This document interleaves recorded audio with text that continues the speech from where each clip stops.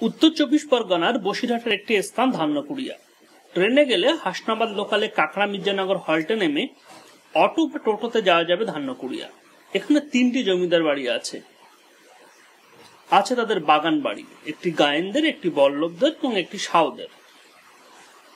আমরা পৌঁছলাম প্রথমে সাউদের বাগান বাড়িতে।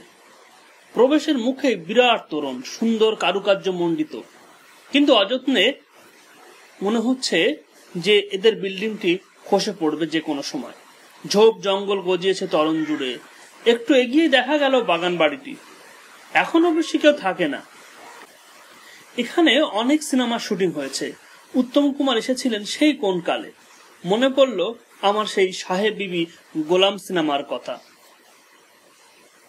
এই ধান্যকুড়িয়াতে গায়েন জমিদার বাড়িতে বিখ্যাত হিন্দি সিনেমা সাহেব বিবি গোলাম, ফরাসি সিনেমা লানুই বেঙ্গলি, ঋতুপূর্ণ ঘোষের শেষ ছবি সত্যান্বেষী সহ নানা সিনেমার শুটিং হয়েছে। শুটিং করে গেছেন উত্তম কুমার, সৌমিত্র চট্টোপাধ্যায়, উৎপল দত্ত সহ নানান বরেণ্য অভিনয় শিল্পীরা। লকডাউনের আগে শেষ শুটিং হয়েছে অরুণদিম শীলের মায়া কুমারী। এরপরে দেখলাম বল্লভদের বসত বাড়ি। স্থানীয় মানুষরা বলে পুতুল বাড়ি, কারণ বাড়ির উপরে 3টি পুতুল আছে। শ্যামাচরণ বল্লভ প্রায় 175 বছর আগে এই বাড়িটি তৈরি করেন। সৌন্দর্য যত্নের ছাপ সর্বত্র। বাইরে বাগানের বা দিকের রাসমঞ্চ সাদা রং করা, সুন্দর কারুকার্য, লম্বা বারান্দায় কাঠের কাজ চমৎকার। ভেতরে ঢুকতে পারেনি, তবে বল্লভদের মনোরম পুষ্পকুণ্ড দেখার সৌভাগ্য হয়েছে। বিরাট মিনারটির অবস্থা একটু খারাপ, হলদে রং নষ্ট হয়ে গেছে, আগাছায় ভরে আছে। একটা সময় এখানে বসতো নহবত খানা, সানাইয়ের সুর আসতো কেঁপে কেঁপে, বিলম্বিত হয়ে।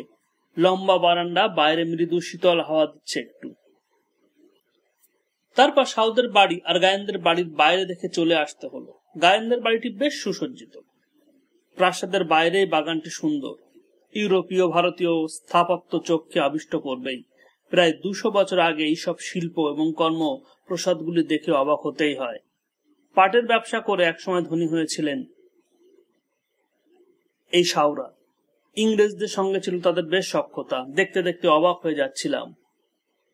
মনে হচ্ছিল যে ধূলি ধূসরিত ইতিহাসকে যেন চাক্ষুষ করছি। এখান থেকে বেরিয়ে দেখা গেল রাসমঞ্চ। এই রাসমঞ্চটি রাধাকৃষ্ণের একটি নবরত্ন মন্দির, সাদা সবুজ রং করা। অষ্টাদশ শতাব্দীর আগে থেকেই বৈষ্ণব ধর্মে যারা প্রভাবিত ছিলেন তারা এখানে মূলত অনুষ্ঠান আচার করতেন। স্থানীয় একটি ব্যক্তি বললেন, ধান্যকুড়িয়া এখন হেরিটেজ শহর, আরো উন্নত হবে, অনেক লোক আসবে। আপনি চাইলে গুগলে ধান্যকুড়িয়া সার্চ দেবেন, চলে আসবে।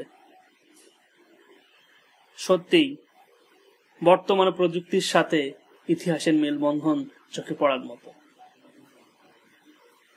ভিডিও ভালো লাগলে লাইক, শেয়ার এবং সাবস্ক্রাইব করতে ভুলবেন না। দেখা হবে অন্য কোনো বিষয়ে, অন্য কোনো ভিডিও নিয়ে।